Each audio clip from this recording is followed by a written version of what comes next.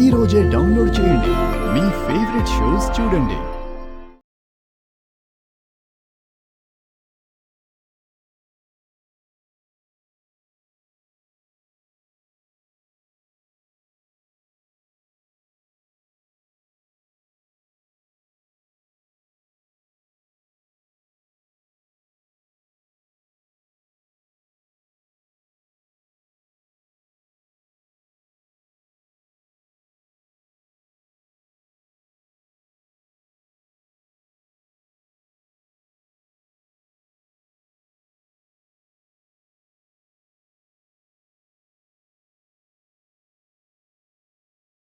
దూరం చేసుకోకూడదన్న ప్రేమతోనే మావి తప్పు చేశాడు.